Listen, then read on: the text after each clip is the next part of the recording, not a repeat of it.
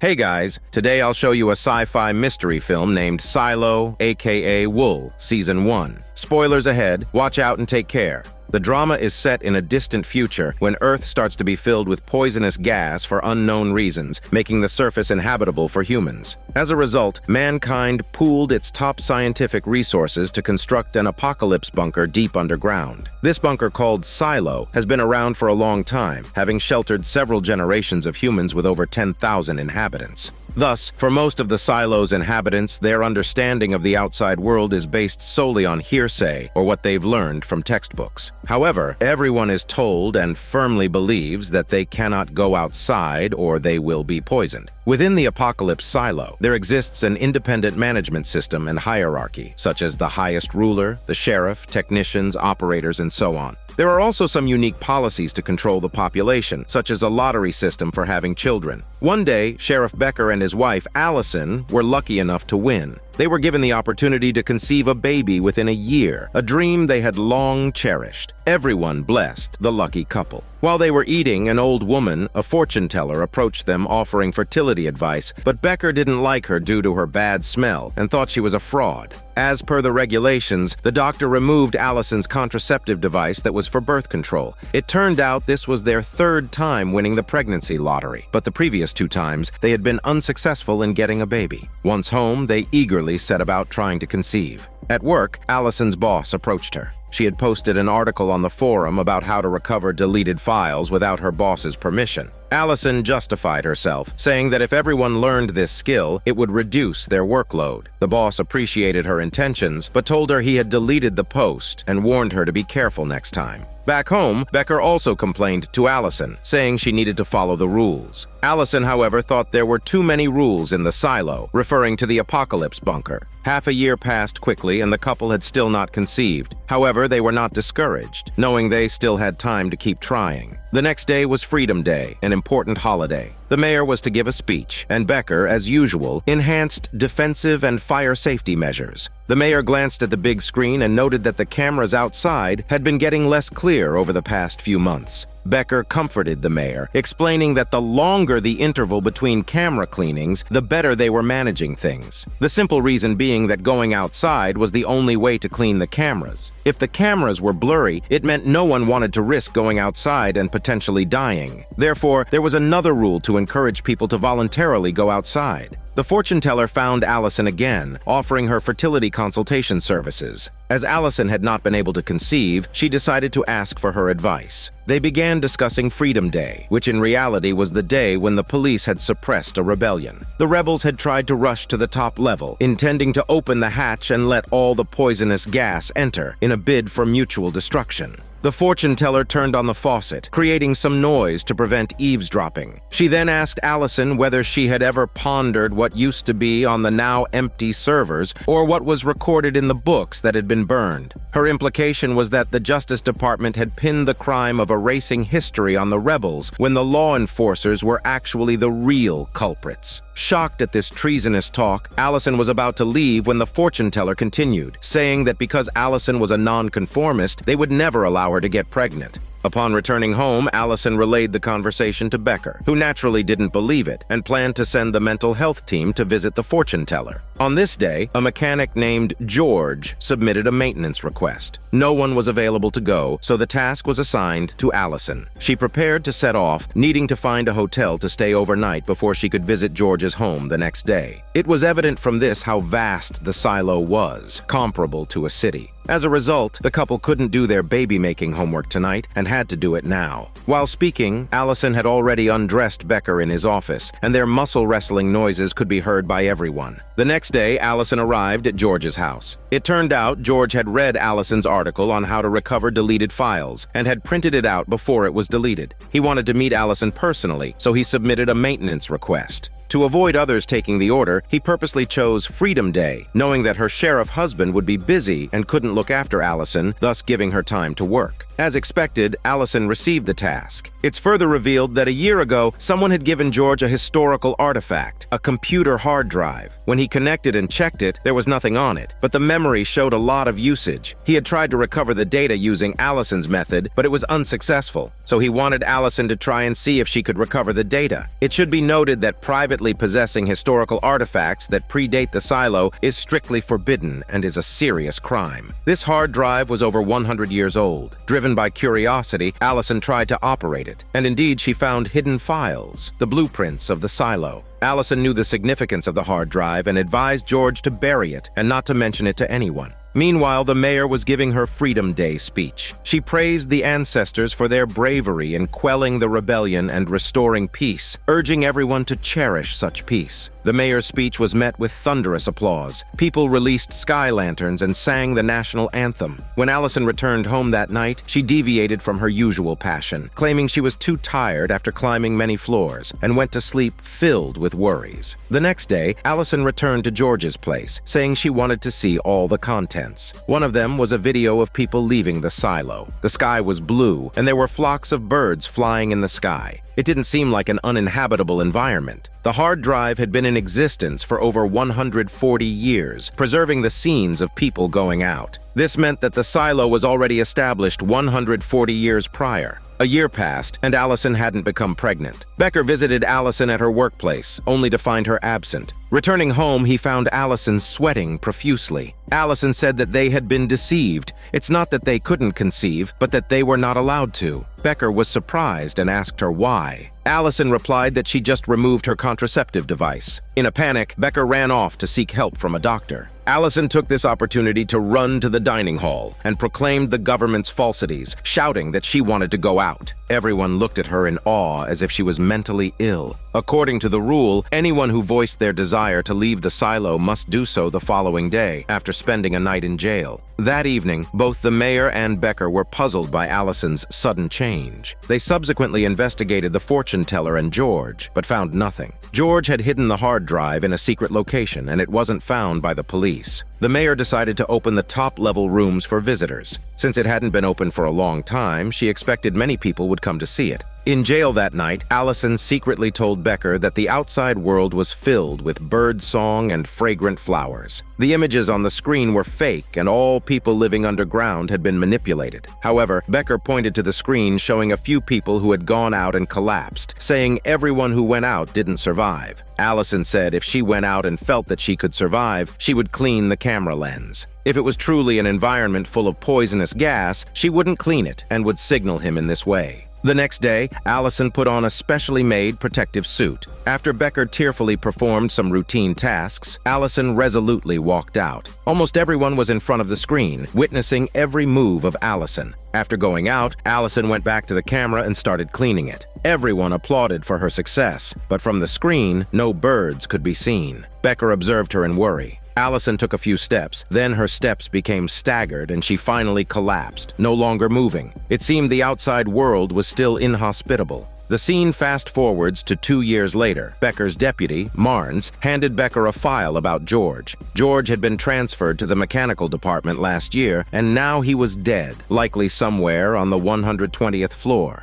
He had apparently jumped over the railing and ended his life. There were no eyewitnesses at the scene. After Becker examined George's body, he asked where George's co-worker was. Marnes explained she couldn't come here because she had to handle ongoing issues with the generator. So the three of them went to the bottom of the silo, where they found the co-worker, Juliet, working on the generator. She claimed that she had been close to George and insisted that George did not take his life, but was murdered. The scene shifts to a year later, when Becker tampered with a ventilation fan in his home. After making some alterations, he went to his office and left a note that read, "Double the flowers," in front of the mirror. Then he went to the number 3 prison, where his wife Allison had once been, and locked himself in. Despite the deputy trying to stop him, Becker told him that he had decided to go out. It seemed like something big must have happened in between to make Becker take such a desperate decision. After that, Becker put on a protective suit and took the same steps his wife had taken 3 years ago. The crowd gathered in front of the big screen to witness this moment. Like Allison, Becker walked out, murmuring that Allison was right. Becker wanted the people in the silo to see what he saw, so he walked to the camera and cleaned it with a wool pad. From the surveillance footage, the outside looked desolate. After walking a few steps, Becker felt weak. He realized that the protective suit might have been tampered with, so he removed his helmet. But strangely, he still couldn't breathe. Becker struggled towards Allison's body and eventually collapsed in front of it. Juliet saw this and cursed that Becker was a liar. She went to the generator and shouted out her dissatisfaction. In frustration, she threw her wrench, accidentally breaking a steam pipe, and then ran off to fix it. Deputy Marnes opened a letter that Becker had left for him before leaving. It proposed Juliet as the successor to the sheriff. Indeed, Becker's death put a lot of pressure on law enforcement. If people can't be controlled in such a place, riots can easily break out. The mayor wanted Marnes to become the sheriff, but Marnes was old and intended to retire, so the mayor didn't know who to appoint. She had seen the records for nearly 100 years, and there had never been a case where the mayor sent the sheriff out for cleaning the camera. She wondered if the reason for the Freedom Day riots was due to an outing for cleaning, so she needed to decide on the sheriff as soon as possible. If she couldn't decide, the Justice Department might send someone. An old lady named Martha at the bottom level overheard these conversations. She was Juliet's friend. She then asked Juliet why she said Becker was a liar. Juliet then told the story that happened a year ago. At that time, the bottom level was celebrating for Juliet's accepting a new apprentice. Juliet and her co-worker George had been secretly dating for a while. Almost everyone at the bottom level knew about it. Suddenly, George's tone changed, saying that something big had happened. He couldn't tell her there, but would talk to her in detail after the party. Juliet said she would finish work late. George replied that he would then tell her at her house. At this time, for some unknown reason, someone from the Justice Department had also arrived. Seeing this, George said he had to leave. After a busy night, Juliet returned home to find George was not there. However, there was an extra cloth bag on the table. Inside was something unknown, and a note from George, which asked her if she remembered where she last saw this object and that he had found what he was looking for. The next day at work, Juliet heard some terrible news from her apprentice. Her lover George had fallen from the 120th floor and died. Juliet collapsed upon hearing this. But after calming down, she was certain that George did not kill himself, so she ran to the police station at the bottom level to report it. The officer reported Juliet's suspicions up the chain, and eventually Becker became aware of the situation. He, along with Marnes and the officer, went to the bottom level to find Juliet. This plot connects with the story that took place earlier. After viewing George's body, they went to the place where George had fallen, a large exhaust fan which had a big dent from George's impact. The time of death was around 3 a.m. There were no witnesses at the time, so it was initially ruled as suicide, which in the silo was a severe sin. But Juliet also asserted that George did not kill himself. Marnes asked her what her relationship with George was. The lower-level officer quickly interjected, saying that everyone knew George here, mentioned fixing computers, and George's name would come up. Because becoming partners needed the authorities' approval, Juliet and George hadn't yet applied for authorization. Becker noticed that Juliet was wearing a familiar-looking watch and asked if it was a historical artifact. But Juliet hurriedly said it was legal. It was clear that Juliet was tense around the police. Becker showed Juliet George's body, but no suspicions were found. Juliet told Becker about the clue George had left for her and asked him to promise not to reveal it to the Justice Department. After Becker made the promise, Juliet handed over the item George had left behind for Becker to examine. Neither Becker nor Juliet knew what it was. Juliet also handed over the note left by George to Becker. However, she had torn off the bottom half of the note, leaving only the part telling her to remember where she last saw this object. So Juliet took Becker to the place where she had first encountered this object. However, going there was more illegal than any historical artifact. Juliet felt that the top level knew about this place and just turned a blind eye. Becker replied that he was from the top level and he hadn't heard about this place.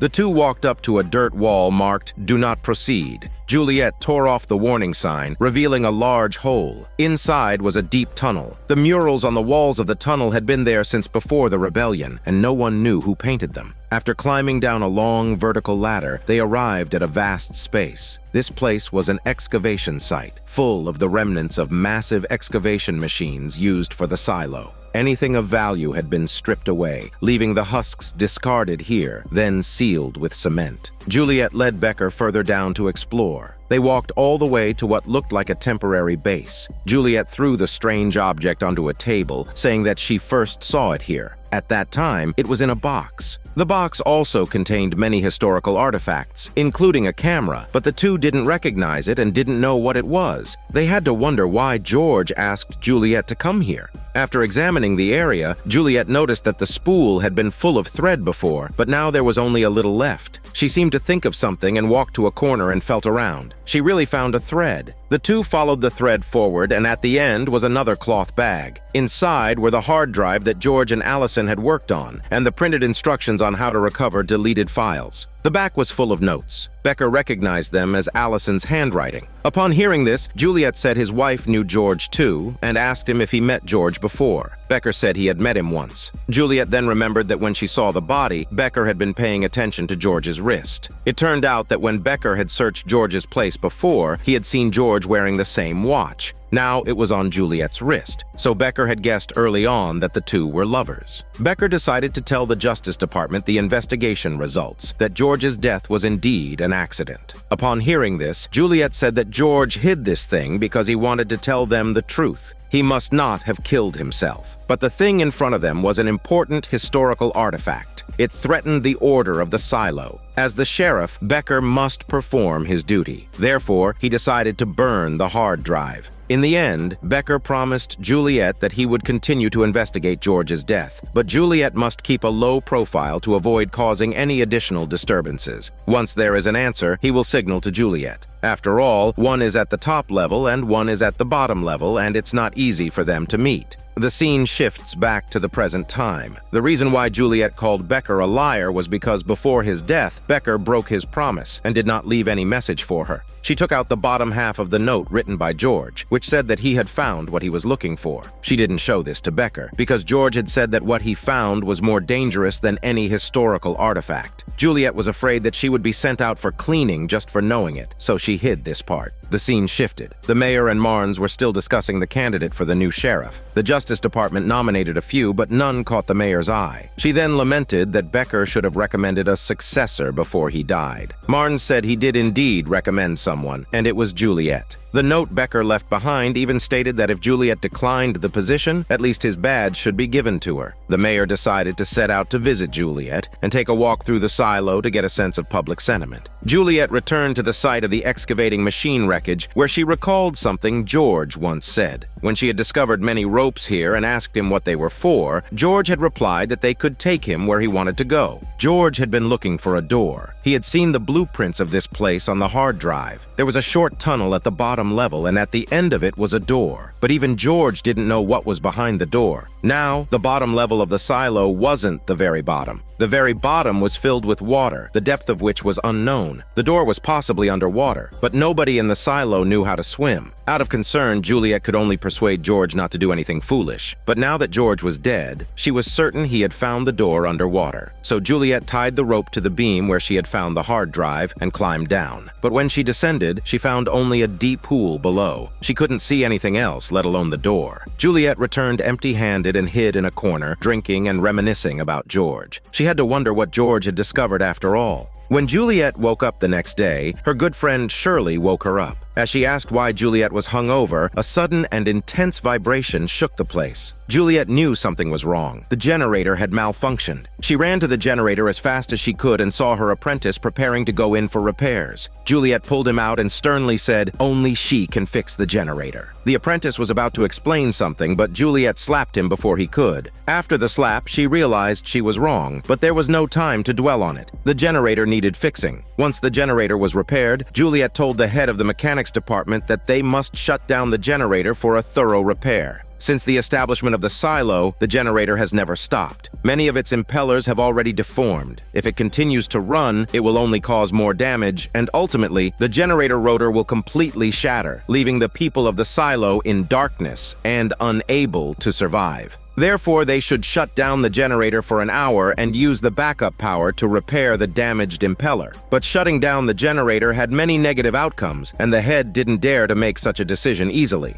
Meanwhile, the mayor and Marnes had come all the way from the top level to the bottom level, seemingly followed by someone. The next day, they reached the middle level court. As they stood at the court's entrance and had some water, Marnes asked if she would like to visit the judge. The mayor declined, intentionally avoiding the judge and lingering at the entrance of the court. They then arrived at Allison's IT department and met with the IT department head. The IT head said that Judge Meadows told him the mayor passed her door and didn't visit her. This news spread fast, and it seemed the mayor intentionally offended Judge Meadows for some unknown reason. The IT head, through data analysis, recommended a successor for the sheriff, a man named Paul. Becker was also a recommendation from data analysis. The mayor asked the IT head to analyze Juliet through the data. The IT head responded immediately, saying Juliet was a thief. Apparently, Juliet had stolen something from the IT department in the past. However, the final decision still rested with the mayor. After saying goodbye to the IT head, the mayor continued her journey towards the lower levels. Along the way, she visited many citizens. Judging from their attitudes towards her, it was clear that the mayor was well liked by the people. She also visited the nursery and took the opportunity to meet with a doctor who turned out to be Juliet's father. Juliet was born in the middle levels, so why did she move to the lower levels? It turned out that Juliet had been interested in machinery since childhood. At the age of 13, she left her father to join the mechanics department in the lower levels. Father and daughter had not seen each other for a long time. The doctor found an excuse to leave, and the mayor, who wanted to ask more questions, found herself with even more queries. While the two were resting at a restaurant, Robert, an official from the Justice Department, brought some strawberries, a gift from Judge Meadows. Judge Meadows also recommended Paul as a candidate for the sheriff. Robert hoped that the mayor would at least meet with Paul before making a decision. The mayor was firm in her response. She would make a decision after completing her public sentiment survey. Meanwhile, Juliet was pondering George's death when an unprecedented vibration came through. The generator had malfunctioned again. At this moment, the mayor and Marnes had also reached the lower levels. They were confused, but all the staff were in a frenzy. The mechanic head didn't have time to deal with the mayor and was frantically looking for Juliet. Juliet arrived quickly, first feeling the generator with her hand to identify the problem, then went inside with a wrench. She fixed the problem in no time.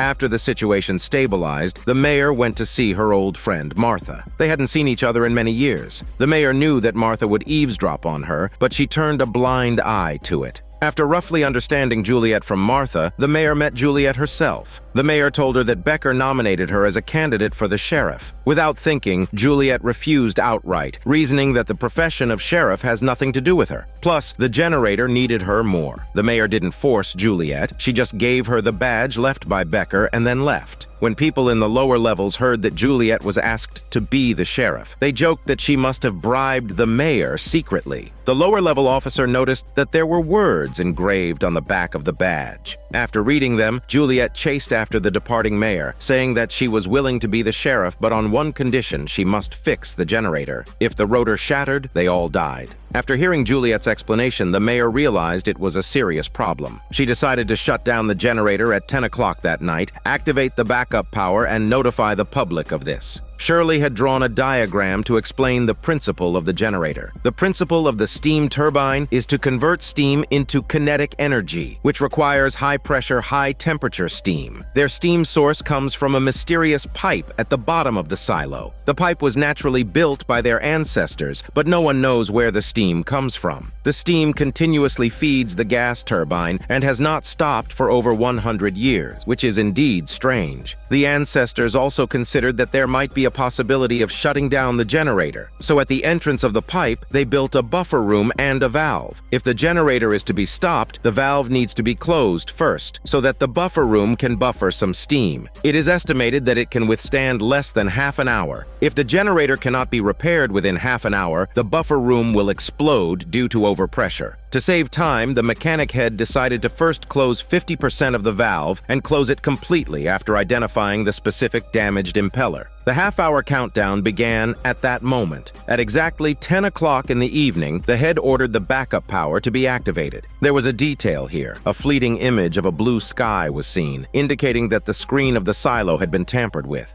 After the steam was reduced to 50%, the damaged impeller was easily found and then fully shut down. Juliet and her apprentice rushed into the cylinder's body to dismantle and repair the damaged impeller. Meanwhile, the silo residents were terrified. Marnus took advantage of the night to secretly draw a portrait of the mayor. It seemed he was in love with her. The mayor couldn't sleep either, so the two of them opened their hearts and chatted. At this time, the valve of the buffer room was already glowing red with high-temperature steam. Shirley estimated that she could only hold on for a few more minutes. Upon hearing this, Juliet asked her apprentice to continue repairing the blade, while she went to the valve of the buffer room to physically cool it down with water. At first, the effect was obvious, and the pressure dropped rapidly. However, as the level of the high-temperature fluid gradually rose, the cooling effect significantly decreased. Eventually, the fluid level covered Juliet, but she did not give up and worked hard to spray water on the valve with a hose. By the time the apprentice completed the repair of the last impeller blade, Juliet was no longer moving. Shirley rushed over to rescue Juliet. Just in the nick of time, Juliet crawled out from the hot water. The generator was running normally, and the silo had escaped a disaster. After reviving the generator, Juliet had to keep her promise. Before leaving, she gave a historical artifact she had found at George's place to Martha, asking her to study what it is. It looked like a camera. Martha didn't refuse, as death was not a big deal to her. After a hug, Juliet left. Meanwhile, the mayor and Marnes were heading back the same way they came. They paused in front of the courthouse again to hydrate. The IT head walked over and asked the mayor why there was a power outage the night before. The mayor responded that it was her decision, as fixing the generator was crucial. The IT head had somehow heard about Juliet's prospective appointment as the sheriff and voiced his doubts to the mayor. After saying goodbye to all her friends, Juliet looked at the sheriff's badge left for her by Becker. On the back of the badge, the word "Truth" was engraved. Becker had told Juliet before his death that he would give her a signal. It seemed that this was the signal he referred to. More specifically, he wanted Juliet to become the sheriff, as this role would grant her access to the truth she sought. This was the real reason Juliet changed her mind and agreed to take the position.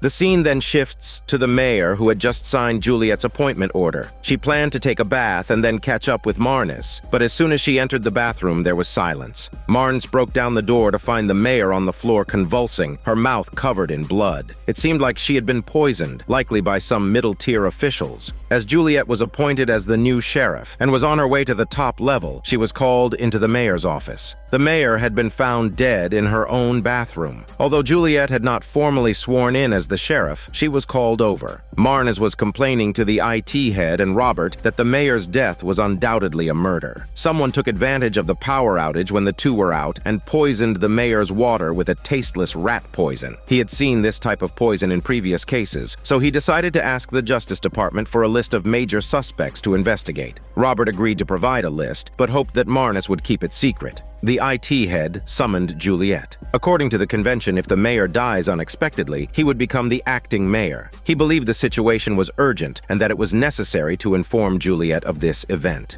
After things settled down, Juliet arrived at the sheriff's office, which used to belong to Becker. She looked around, but there didn't seem to be anything of value. There was a safe, but Juliet couldn't get the password until she was officially sworn in. There was a passage in the police station leading to the outside world. Juliet searched all over but found nothing. She turned on the ventilation and a rattling sound came through. Previously, before Becker left the station, he did something to the vent. Surely anything of value must be hidden there. There was a note on the desk for the office's new occupant, asking to send unwanted items to the recycling department for proper distribution. Looking at the note, Juliet remembered something from her childhood. Her younger brother had fallen seriously ill, and to comfort him, Juliet had placed his favorite toy dog next to him. Unfortunately, her brother and mother both passed away later. One day, the chair her mother used to sit in broke. Juliet hoped her father could fix it, but he asked her to take her mother's and brother's old things to the recycling department. According to the convention, many things of the deceased should have been sent for recycling long ago, or else an investigation would be initiated.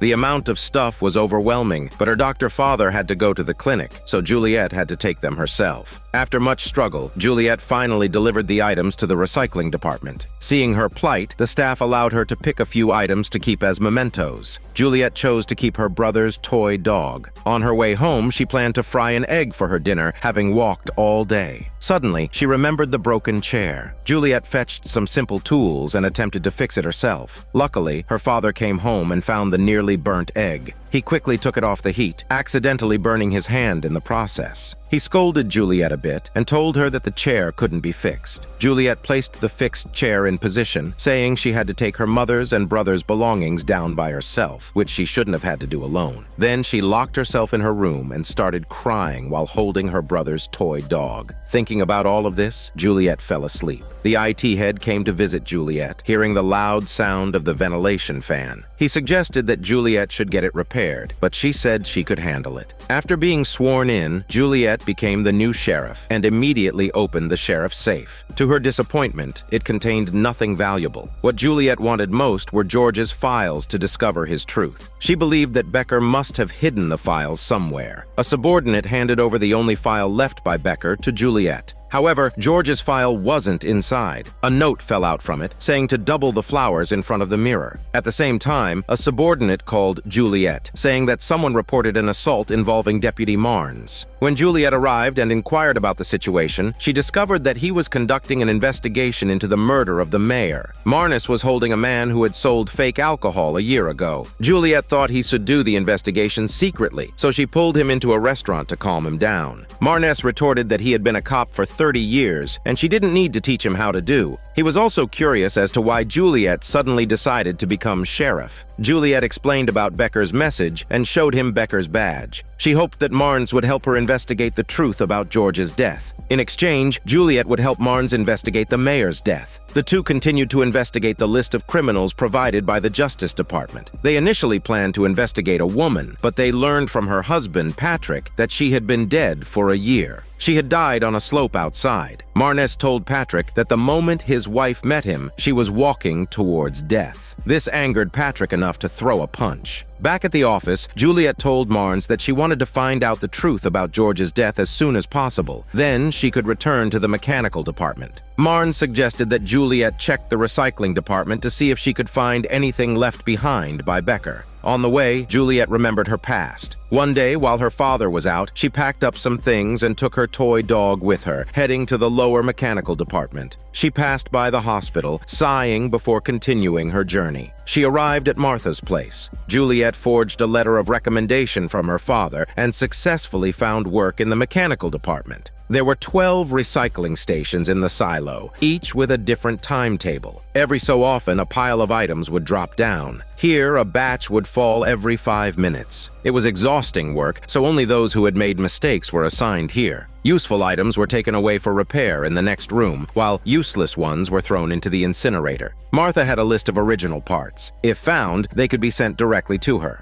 After a few days, Martha discovered that the word mechanical was spelled incorrectly in the forged letter, and guessed that the recommendation letter was fake. So she contacted Juliet's father, who came looking for her. It turned out that Juliet chose to come here not only because of her talent for repair, but also because it was so busy that she didn't have time to think about her late mother and brother. Therefore, Juliet didn't want to go back, and her father had no choice but to reluctantly agree. Back to the present, Juliet arrived at the 20th floor recycling station, hoping to find Becker's belongings. At that time, they had found a hard drive in George's bag, but now its whereabouts were unknown. It was most likely at the recycling station, but the staff didn't seem to recall anything. Left with no choice, Juliet had to return empty-handed. Meanwhile, Marnes was hitting a punching bag at home when Robert came looking for him, probably to ask about the fight with Patrick. Marnes counter-questioned Robert about why Patrick's wife's name wasn't on the list from the Justice Department. Robert told him if he wanted to erase something forever, hand it over to the IT department. It seemed the IT department had covered up the matter. Robert was here to deliver a message. Judge Meadows had already prepared to discharge Juliet and let their preferred candidate, Paul, take over. The paperwork was ready and only needed a signature. Marnes knew Juliet couldn't handle the job, but sending her back might incite a riot in the mechanical department, and the Justice Department couldn't withstand a wave of angry mechanics charging with wrenches. That night, Juliet returned to the sheriff's office, looked at the flowers in front of the mirror, and then switched on the exhaust fan. The familiar rattling noise came again. Listening carefully, Juliet realized it was not a simple loose screw, so she opened up the fan. Inside, she found a thin wire leading to a fabric document bag. It was exactly George's missing file. Meanwhile, Marnes was attacked as soon as he returned home. He fought back but was overpowered and knocked to the floor. On the other hand, Martha remembered the historical artifact Juliet had left behind and began studying it. She found a power source that could turn it on. Juliet discovered the file hidden by Becker. It was mostly interrogation records, nothing particularly special, so why would it need to be hidden? Just then, someone came to Juliet, saying that Deputy Marnes had been attacked and killed at home. Arriving at the scene, Juliet noticed a man she had never seen before, the same man who was recommended by the Justice Department to be sheriff, Paul. As soon as Marnes died, Paul took his place, becoming Juliet's deputy sheriff. Robert said he had visited Marnes yesterday. His nose was bleeding. It's highly likely that the person who hit him previously killed him. While the body was being handled, Juliet examined the scene and found a piece of paper torn off the wall. It was the portrait of the mayor drawn by Marnes. On Marnes's body, Juliet found the list of criminals given by the Justice Department. There was a name circled on it. This was the woman who the mayor went to investigate and found already dead. Patrick, the man who had given Marnes a bloody nose, was the woman's husband. They grouped together in the mayor's office for an emergency meeting, discussing how to handle the mayor and Marnes's deaths. Juliet suggested holding a funeral with a shared grave to save resources. The IT head said no one cared about saving resources at this point, but they could spin a story that the two were in love. Robert said it should be within the bounds of convention. Paul, familiar with the conventions, knew that spouses could be buried together, but he was unsure about this situation. The IT head suggested they could make an exception for the mayor. The two in the silo enjoying a twilight romance, planning to retire and live together, only to meet a tragic end. It would become a beautiful tale among the people. Even if it violated conventions,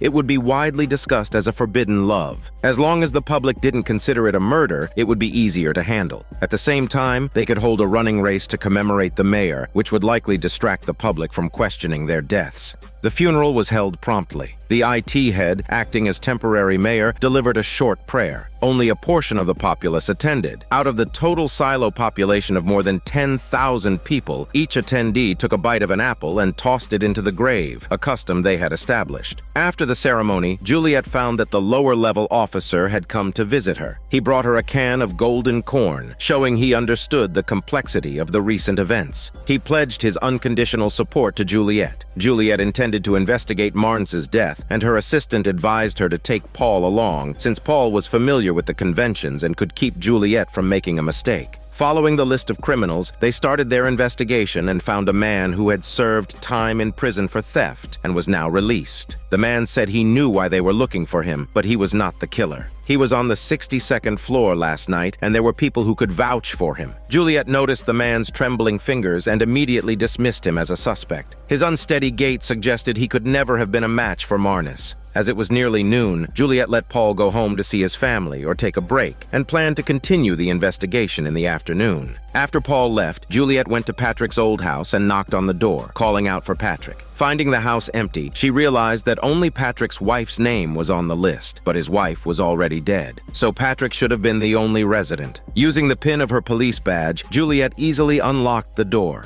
Inside, she found the mayor's portrait drawn by Marnes, with a corner missing, the same one from Marnes's house. There was also some rat poison, a tasteless poison that Patrick's wife had once sold. After Juliet finished her investigation and came out, a passerby saw her, and when knowing Juliet was looking for Patrick, the passerby then told her Patrick no longer lived here. Meanwhile, Paul didn't go home or back to the police station. Instead, he found Robert, who was explaining the conventions to a man named Doug, one of Robert's protégés. When Paul arrived, Doug left. Paul was from the Justice Department and likely came to reminisce. Juliet finally found Patrick, who was painting, asked him a few questions, and then took him away. Paul found Juliet and told her about his visit to the Justice Department. He had wanted to understand its investigation and see if there were any useful clues. Indeed, he found out that the person who might have poisoned the mayor's water was Ralph, who worked in the paper department. He had been on the first shift and had gone to the middle level, where he could have poisoned the mayor's water. So, the person who killed Marnes could also be Ralph. Juliet checked the list and indeed found a person named Ralph. Juliet immediately got up and wanted to issue an arrest warrant for Patrick. Paul was confused and said that the killer might be Ralph, but Juliet insisted on arresting Patrick first. Juliet asked her assistant to issue the arrest warrant and notify her via radio. The assistant was confused because Patrick had already been taken away by Juliet, so why did she want to arrest Patrick again?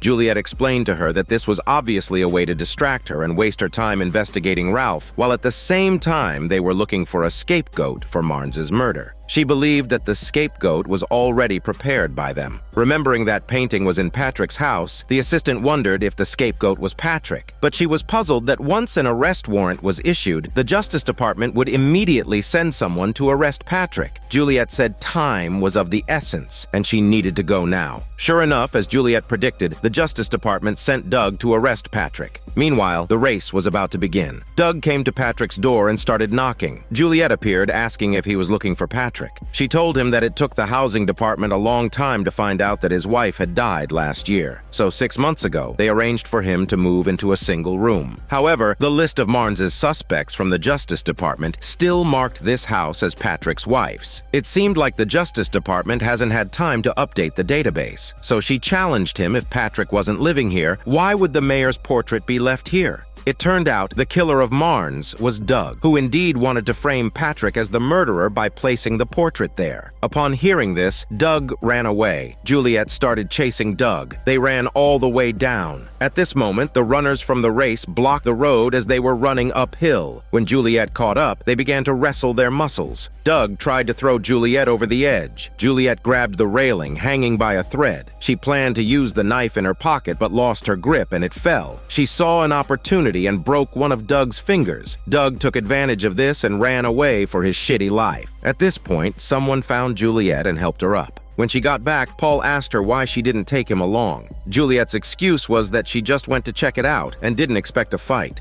Doug arrived in a janitor's room. Robert emerged from it. It turned out that Doug had once followed Robert and found this place, but he didn't know what was inside. Robert took Doug to the hallway and explained the janitor's room he had just come out of was once his father's. Robert's father used to be a janitor. People looked down on him, even his own family and his mother. When Robert was 14, he had a conflict with a classmate, and his father found out about it. He hoped his father could stand up for him, but his father did nothing. Robert was disappointed. However, a few days later, when he returned to school, he found that the bully who had been picking on him was crying, and that his father had been transferred to work on the 125th floor, and his whole family had to relocate. Robert realized that his father had done something. When he got back, his father also weirdly asked Robert if the bully was still picking on him. He even took Robert to the front of this janitor's room, saying if he wanted to be his apprentice, he had to make a decision that would forever change his life. And once he entered the janitor's room, he could never tell anyone what was behind the door, because the work behind the door was the most important work in the silo. This job keeps 10,000 people alive.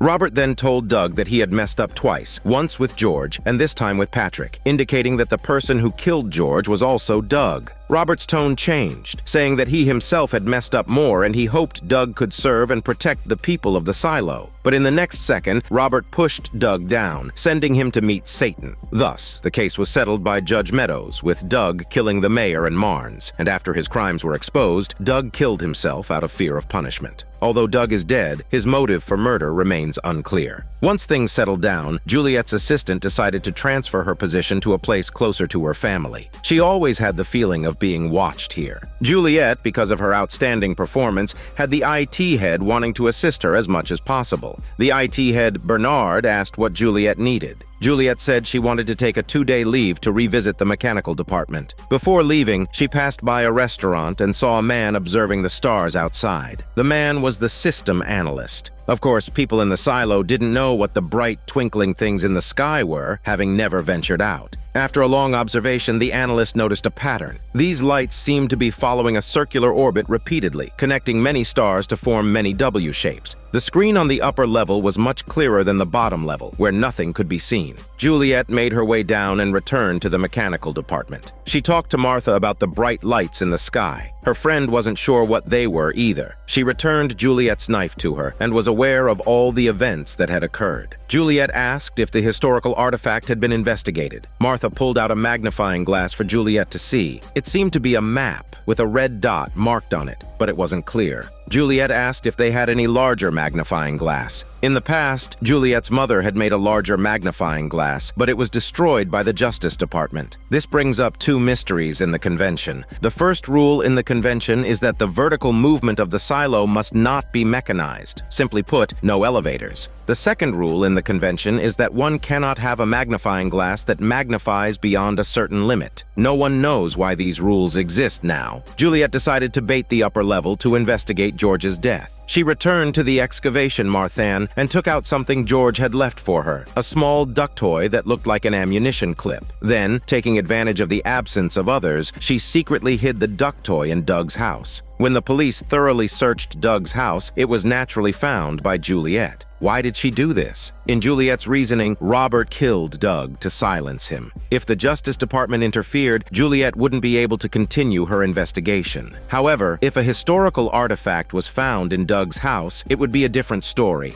In that way, Juliet could legitimately investigate what this historical artifact is, and she could also use Doug's crime of hiding historical artifacts to continue her investigation. The deputy Paul reminded Juliet that the convention stipulates that one needs approval from the Justice Department to investigate historical artifacts. That is to say, Juliet must see Judge Meadows, so she decided to pay her a visit. Juliet arrived at the judge's place. Robert was astonished when he heard that Juliet had found a historical artifact in Doug's home. He decided to check the system. Juliet said she had already checked it and found nothing. Robert then said that the Justice Department had a more extensive information directory and maybe they could find something. Judge Meadows agreed that Juliet could continue her investigation, but only on the condition that she didn't violate the convention. Hence, she ordered that Paul must accompany Juliet at all times. The two of them once again found Patrick and asked him if he knew anyone familiar with historical artifacts. Patrick mentioned a woman named Regina. Juliet and Paul found her immediately. She looked at the watch on Juliet's wrist and said she had seen it before. It turned out that Regina was George's ex-girlfriend. Regina once had many historical artifacts, all of which she had purchased from various places to give to George. Then one day, George said he was going to explore the mechanical department and never returned. Regina guessed that Juliet was George's new girlfriend, so she was disillusioned with George. She felt that George was using her. Regina told Juliet that George was just using her, and when she was no longer valuable, she would end up like Regina. After Robert returned to the janitor's room, he searched the system and found the file on the duck toy immediately. It was filled with historical artifacts. The file didn't explicitly state what it was, but it recorded that the former owner was indeed George. Robert immediately thought that maybe Juliet was setting a trap. So along with Bernard, he went to find Juliet, questioning her about where the duck toy came from. Juliet insisted that it was found in Doug's house. Bernard defended Juliet, suggesting that perhaps when they were searching George's place previously, Doug, who was also part of the search team, found the toy, didn't report it, and kept it for himself. After Robert and Bernard left, Paul asked her if she planted the historical artifact in Doug's house. Paul was angry, saying that she should have told him in advance. As her deputy, he deserved her trust. Juliet was ruthless. She had long noticed that Paul had a hand-trembling condition. According to the convention, the deputy sheriff should not hide his illness and is not qualified for the position. Paul argued that Becker and Marnes were good partners who trusted and cared for each other, but Juliet retorted him with their tragic ends. Her words were suffocating. When Paul returned home, his wife used ginger to relieve his symptoms.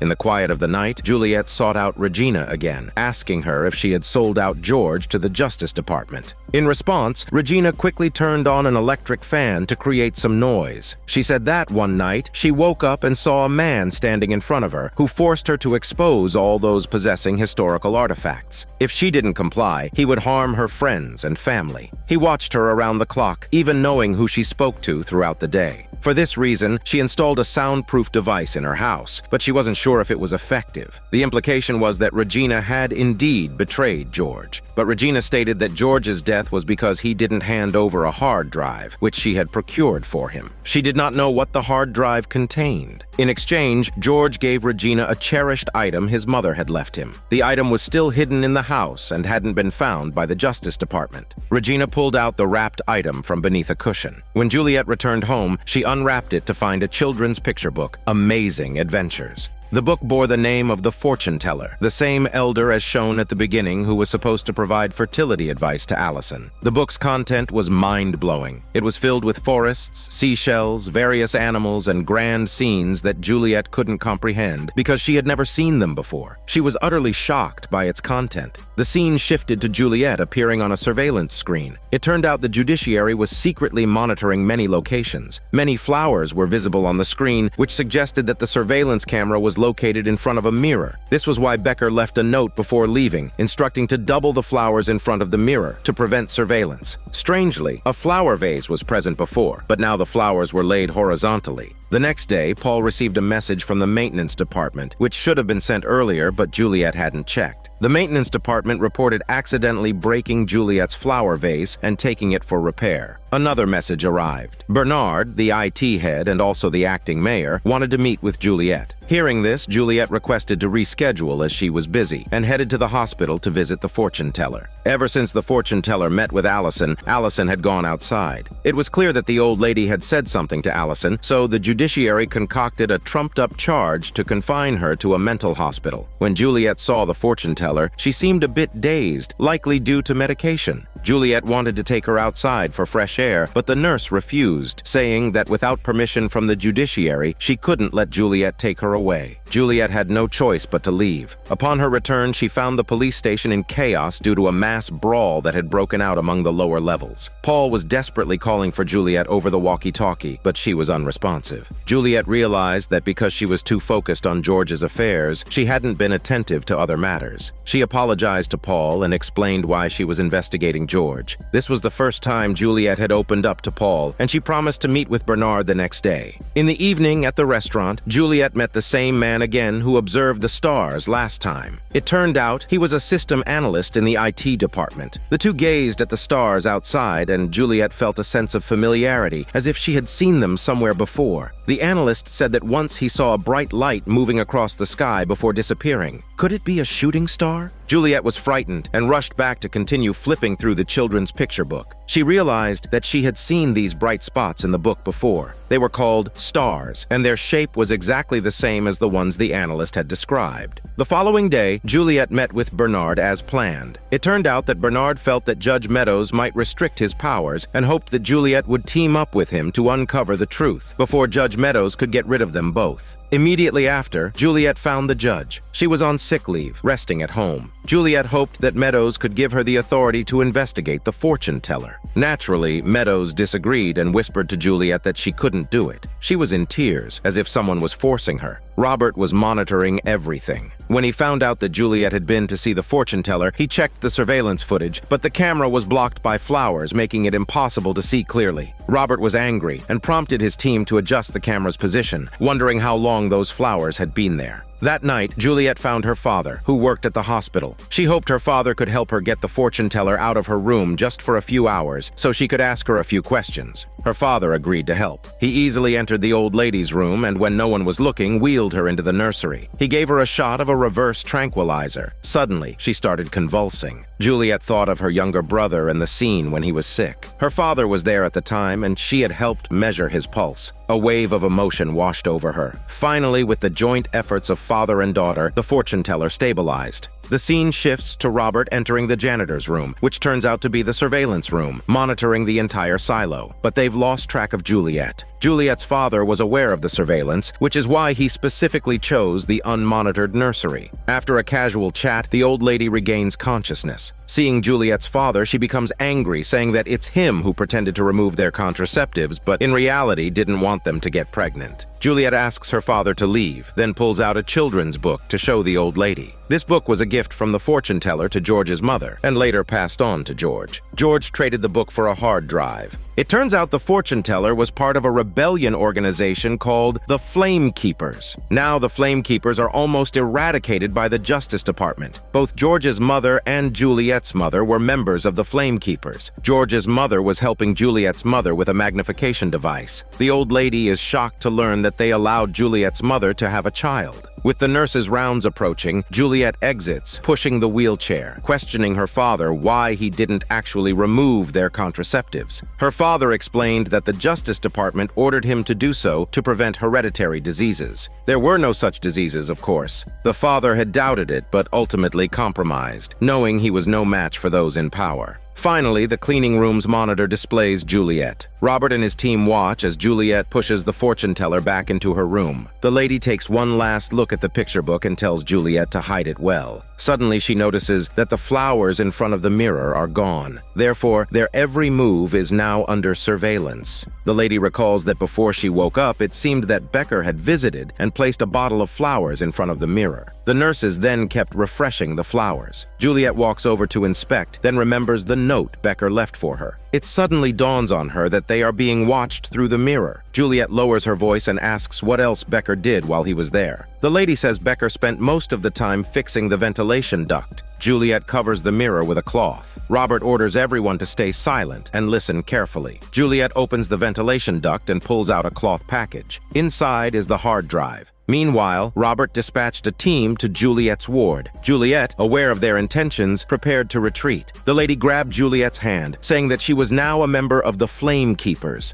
As the scene shifts, the team enters the ward, but Juliet isn't there. She's hiding in the nursery, a blind spot in the surveillance. Fearing to disturb the infants, they took a quick look and left. Juliet hid behind a desk, avoiding the search. When Robert came in for questioning, the old lady recognized him instantly. In the past, Robert had struggled to have children and sought her help. She had his wife eat some folic acid, and soon after they had a child. Now their child was almost 6 years old. Robert asked about the whereabouts of the hard drive. The lady claimed ignorance, but admitted that Juliet had retrieved a package from the ventilation duct. In the nursery, Juliet connected the hard drive to a computer here, but found that she didn't have the required access permissions. As she looked at the desk lamp, she was reminded of a past event. One day, her mother took her to a cornfield and traded an anti-inflammatory medicine bottle for a tin box from a farmer. On the way home, Juliet peeked inside the box to find a sickly little rabbit. Her mother used a homemade magnifying glass to perform a heart surgery on the rabbit, successfully saving its life. Juliet also tried to observe the rabbit's heart through the magnifying glass and found the magnification high. This magnifying device was likely the one the fortune teller had mentioned before, made by George's mother for Juliet's mother. Her mother was proud, claiming they could save many people with this magnifying glass. However, just a few days later, the Justice Department raided Juliet's house. Her mother's chair was broken by the search team, who turned their house upside down looking for the magnifying glass. Juliet's father tried to persuade her mother to hand it over to prevent further damage to their home. Her mother suspected it was her father who reported her, as she had only used the magnifying glass at home. The Justice Department couldn't possibly have known about it. Eventually, her mother was convinced to hand over the magnifying glass. The officers smashed it into pieces, then asked where the rabbit was. Juliet's mother lied, claiming the rabbit had died and been eaten, while the remains were used for compost. Juliet's father nodded, implying that her mother was not lying. The officers left. Watching her saddened mother, Juliet's father claimed he hadn't reported her, but she didn't believe him. From Juliet's expression, it was clear that she didn't believe her father either. The little rabbit hadn't died and had become Juliet's friend. Back to the present, Juliet is woken up by Paul's radio. Paul says the Justice Department is ransacking the police station and urges her to come back quickly. Juliet rushes back, only to find Robert's men turning everything upside down. Regardless of how Paul interprets the content of the convention, these people still rummage around, but they find nothing. Even Juliet's bag was searched, but there was no hard drive. After the search team left, Juliet asked Paul if they were illegally searching according to the convention. Paul affirms that indeed they were. Juliet, being the sheriff, states that she has the power to arrest anyone who breaks the law. She drags Paul to Robert's office, where Robert is venting his frustration at his men. Juliet tells Robert that he's under arrest for violating the convention's investigation procedures. At the sheriff's request, Paul handcuffs Robert and takes him away. Once everyone leaves, Juliet closes the door and begins to search Robert's office. She discovers a hidden compartment in a drawer containing several secret surveillance files, one of which is about her own mother. After reading the file, Juliet finds her father in the nursery, wanting to ask why her mother took her life. Her father closes the door and explains that after her brother died, her mother was always heartbroken. She was desperate to find the truth. When the search team smashed her mother's magnifying device, it was equivalent to destroying her spirit, so she took her life. Her father apologizes for not standing up for her at the time, promising if he could do it over, he would do something. Juliet agrees, stating that her mother blamed him. Although she initially believed her father had reported her mother to the Justice Department, she is now sure it was not him, but the Justice Department who had seen everything through the mirror's hidden surveillance. Father and daughter reconcile.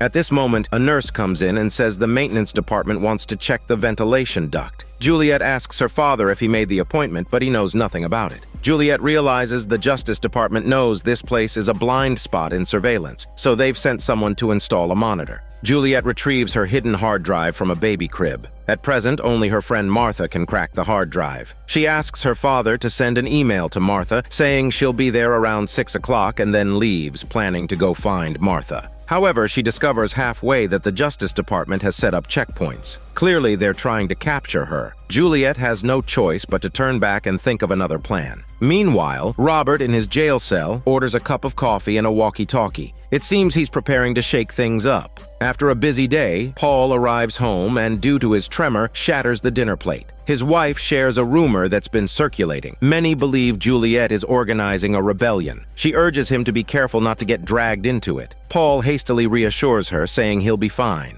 Martha receives a message from Juliet's father, but it's already past 7 p.m. and Juliet still hasn't arrived. Martha becomes anxious, fearing that someone might come to investigate. Her constant opening of the door catches the attention of Shirley, who then learns about Juliet's anticipated visit. Juliet sends a coded message to the analyst, stating that there might be answers regarding W shapes and instructing him to come to room 613. The analyst immediately understands that this message is from Juliet. The man arrives at room 613 and meets Juliet. As a systems analyst, he could potentially help Juliet access the content on the hard drive. After some questioning, he learns that only a handful of people have this authorization, such as the mayor and Bernard. The sheriff does have this authorization, but it must be used with the computer in the sheriff's office. Going there would be like walking into a trap for Juliet, so she asks the analyst to hack into the hard drive. He has some methods, but feels it's not right to try. Juliet walks up to a mirror, smashes it, and pulls out a hidden camera. She says they're watching and controlling the people, and people have the right to know the truth. Despite her plea, the analyst, wanting to protect his mother, is reluctant to help. So Juliet leaves with the hard drive. Just as the analyst steps out of her door, he sees the search team coming and quickly slips away. Juliet attempts again to pass through the checkpoint. The staff there don't recognize anyone, they only check IDs. Suddenly, Bernard appears and allows Juliet to pass, using his authority as the acting mayor. He then asks Juliet about the numerous checkpoints set up by Judge Meadows and why Robert was arrested. Juliet explains that while the Justice Department is indeed attempting a power grab, the puppet master is not Meadows, but Robert. Bernard suggests going somewhere secluded to talk. Thus, he leads Juliet to a cornfield to continue the conversation, pressing her about what's really going on and whether she has something that others want. He then forced her to tell the whereabouts of the hard drive that he should have known, which instead exposed him to be the true puppet master. Juliet hastily retreats, but to her surprise, Robert blocks her from behind. They plan to fake Juliet's decision to do the cleaning outside voluntarily, intending to get rid of this troublemaker.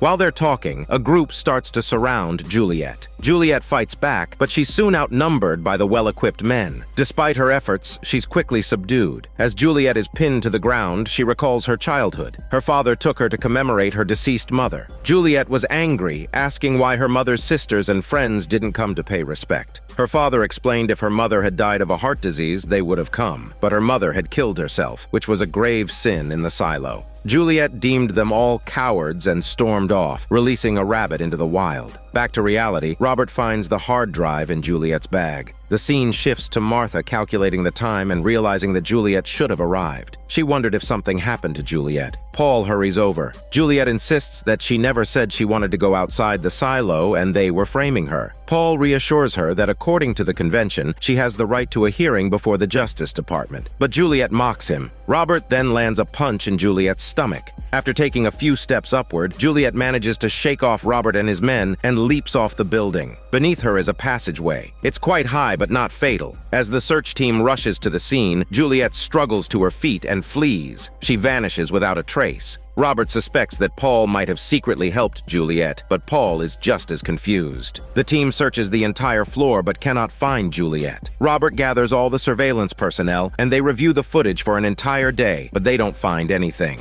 On Bernard's desk, there is a glittering ornament with the number 18 on it. He picks it up, deep in thought. Wondering what this thing could be, he puts it away. After he leaves, Robert discreetly arranges for additional guards to protect his family, worried that Juliet might cause them trouble. After being provoked by Juliet, Paul's hand tremors have worsened significantly. He's losing his grip strength, so he decides to catch Juliet and correct his own failure. Meanwhile, the search team starts to investigate people close to Juliet, such as Martha and Juliet's father. Naturally, neither of them would betray Juliet. Robert's wife arrives home with their child, only to find two fully armed guards waiting for them, insisting on escorting them into the house. She feels awkward, and with a wave of her hand, she dismisses them. As she enters the house, she notices shards of glass on the floor and a broken window overhead. She quickly realizes someone has tampered with the surveillance in the house. After ensuring her child is safe inside, she pulls out a handgun. On the bed inside, she finds a hard drive. Just as she picks it up, Juliet jumps out from behind her, holding a knife to her throat. Robert's wife tells her child to do his homework. Then she walks out, under the threat of Juliet's gun. Juliet handcuffs Robert's wife to a water pipe and removes all potential weapons from the vicinity. Finally, she plugs the hard drive into Robert's computer. This should grant her enough privileges to access the drive. Unbeknownst to her, Robert's child secretly peeks through the door and sees his mother handcuffed to the pipe. He remains silent and quietly closes the door. Soon, Juliet manages to unlock the hard drive. However, it requires a password. After several unsuccessful attempts, she looks at a note left by Allison. She sees the word library circled. Juliet tries inputting it as the password, and over 1,000 files instantly appear on the screen. Meanwhile, Robert's wife manages to get an iron rod in her hand and starts to pick at her handcuffs when Juliet isn't looking.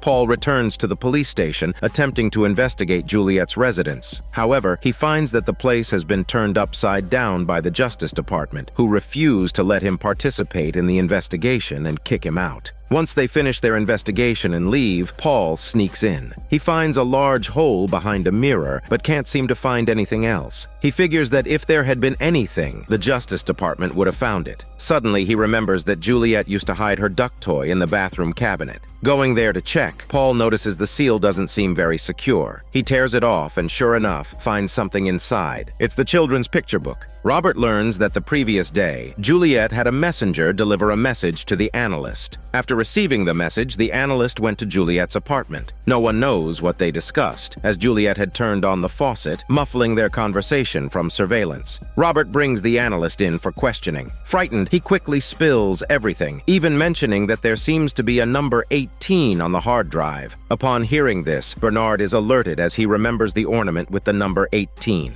He rushes to the surveillance room and orders a search of all hard drive information related to the number 18. Once found, Robert is shocked to learn it's his own home, and he rushes towards it. At this time, Juliet opens a folder named Start Here and is surprised to find videos of George. The videos are specifically made for Juliet. He had guessed that Juliet would find the messages he'd left behind. As Juliet is engrossed in watching the videos, Robert's wife manages to pick the handcuffs. She quietly approaches Juliet, holding a hammer. Instead of attacking Juliet, she urges her to leave quickly, or else she will be in big trouble when the Justice Department arrives. On hearing this, Juliet unplugs the hard drive and runs. Many of the surveillance cameras in the control room suddenly went black. Juliet must have been smashing them as she ran. By the time Robert got home, Juliet was long gone. She'd sought refuge with Patrick, who called over one of George's old friends, a computer whiz. When he saw the hard drive, he had a general understanding of what was going on. He'd tried to crack the hard drive before, but had never succeeded because he couldn't figure out the password. Little did he know that it had been cracked by Allison. The computer whiz had managed to hide the network ID in some apartment on the 98th floor, making it difficult for the Justice Department to trace it. He then opened the folder. Juliet watched the entire video. It turns out George went to the mechanical department, intending to find someone familiar with the lower levels to help with the investigation, which is why he found Juliet. His initial plan was to discard Juliet after using her, but he ended up falling in love with her. On hearing this, Patrick and the computer whiz retreated to another room. George mentioned a door more than 5 meters tall underwater, which he couldn't access, but Juliet could. He said not to worry about the water, but to focus on what was behind the door. He then instructed Juliet to watch a cleaning video, and she would understand why Becker and Allison went out to clean. George ended his message with a confession of love to Juliet. But the dead cannot be brought back to life, so Juliet had no choice but to carry on. Meanwhile, Paul tremblingly read through the children's picture book, feeling shocked. Knowing that such a thing should not be kept in the silo, he put it in the incinerator. However, he secretly tucked a torn page into his pocket. Later, Robert's wife admitted to letting Juliet go. Having served in the search team for over a decade, she knew what the Justice Department was capable of, and so she decided to release Juliet. No wonder she knew how to unlock handcuffs. Just then, Robert's son came over and said he wanted that woman to be sent out to clean. Robert returned to the control room. Bernard also realized that the 98th floor was a ruse, definitely a tampered address. At the same time, Juliet found the cleaning video and excitedly called over Patrick and the computer whiz. Seeing the bird on the screen, Juliet started to believe that the people of the silo had been deceived and everything was fine in the outside world. She asked the computer whiz to figure out a way to transmit the video to all the computers in the silo. The public had to know the truth. He said that the IT department was monitoring all computers, and to transmit to all of them, they would need a signal booster. There was one every 30 floors. Juliet urged the two to retreat quickly. The IT department would surely try to locate them. As expected, Robert quickly found out Juliet's location and sent a team to raid Patrick's residence. Patrick watched from the shadows, but a team member spotted him. However, when the team member arrived, no one was there. The three had hidden in a garbage disposal chute, which also had a vertical ladder leading to various levels. When Robert found out that Paul had investigated Juliet's residence, he interrogated him. Paul said he just wanted to find out why she wanted to go out and clean. When Robert asked if Paul had found anything suspicious, Paul said he hadn't. His hand was shaking incessantly. Robert had long known about Paul's condition. Meanwhile, the trio arrived at the nearest signal booster. As the computer whiz was operating it, Patrick noticed a surveillance camera directly above them. He lifted his hammer and smashed it, but it was too late. The IT department had already located the trio and immediately came for them. After much effort, they managed to transmit the outside view of the silo to the monitoring computer. Everyone who saw it was stunned. Unable to cut off the power, Bernard could only allow the screen to play for a few seconds, hoping that not too many people had seen it. Turning to everyone, he told them not to remember what they just saw. Bernard also realized that Juliet had been using the garbage chute to move up and down. He ordered people to throw things into the chute. At first, they threw small items as a warning, but Juliet ignored them and kept climbing down. Finally, Robert ordered an air conditioning unit to be thrown down. Juliet slipped and fell, but she was saved from a nasty fate when the recycling crew at the bottom pulled her out in time. The mechanical department head had no choice but to call the police, because if he didn't hand over Juliet, everyone on the lower levels would pay the price. He had to make a choice. Juliet thought he made the right decision, but she had one request. She asked the others to hold off Robert for a few minutes so she could share some secrets with Martha. Robert stormed in and ordered Martha to step aside. Bernard then pulled out the hard drive from Juliet's bag, smashed it to pieces with a hammer, and took Juliet away. Juliet looked at Martha, knowing that this time she probably wouldn't be able to escape. Her last request to Bernard was to know the truth about George's death before she died. Bernard agreed, and Juliet was taken away. Afterward, Shirley blamed Martha for simply watching Juliet get captured. Martha defended herself by saying she hadn't left her room for over 20 years out of fear of these people. Shirley asked if there wasn't anything they could do. Martha seemed to have an idea. She took out a roll of insulating tape that Juliet had stolen from the IT department and nervously stepped out of her room to visit an old friend in the supply department. The supply department would provide Juliet with a protective suit for going outside, so she planned to tamper with the suit. The scene switches to Juliet being taken to the control room. As per their agreement, Bernard plays the video from before George's death. Juliet is shocked to learn that George truly took his life. While in jail, a worker measures Juliet for a custom protective suit. Her father visits her, bringing her some food. Bernard sends the analyst to the mines for 10 years as a punishment. There, he won't be able to see the light from the window.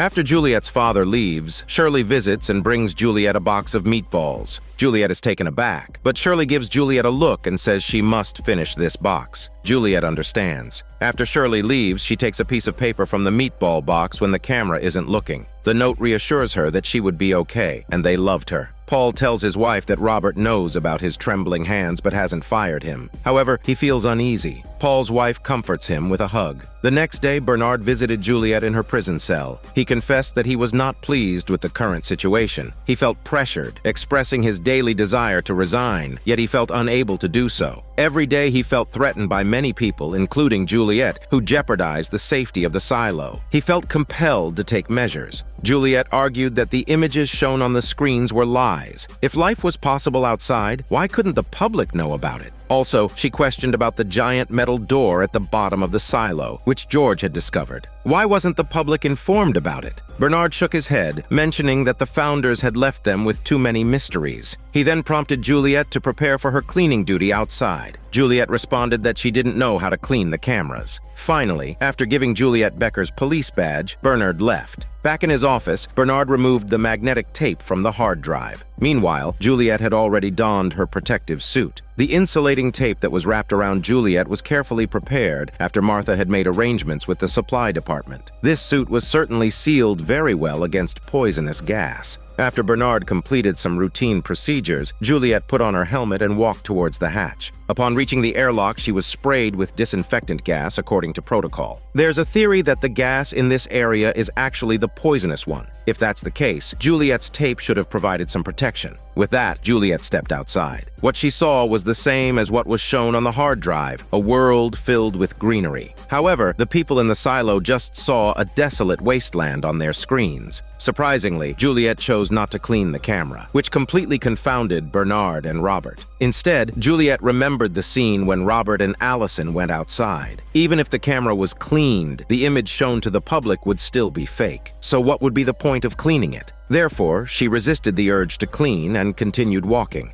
At that point, Bernard commented that it wouldn't be long now. She would die when she reached the tree. As if on cue, Juliet stumbled. Bernard then remarked, "Right on time," implying that they could control or predict the time of Juliet's death. Therefore, it can be deduced that the disinfectant gas used outside was likely poisonous, or something outside could cause Juliet's demise. After her fall, she touched the stone and realized something was amiss. Even the flock of birds in the sky flied exactly the same way as that in the hard drive. She then took out the badge and placed it onto the flickering ground. After that, she got up and continued walking, the scene in her vision still filled with greenery. Realizing that Juliet should have died at this point, Bernard hurriedly left. He rushed to the server room and used the number 18 pendant to open it, only to see the virtual visions provided for Juliet was about to stop feeding. This happened out of his control because he didn't expect Juliet could survive so long outside the silo. Juliet continued observing the scenery, but found it began to flicker. When the virtual vision stopped, she finally saw the real world outside, which was indeed desolate, just like a doomsday. She checked around, only to find many similar circles on the ground. It turns out each circle here represents a man-made silo, and the number 18 on the key Bernard held represented their silo, silo number 18. This is Daniel CC Movie Channel. Stay safe and enjoy your day.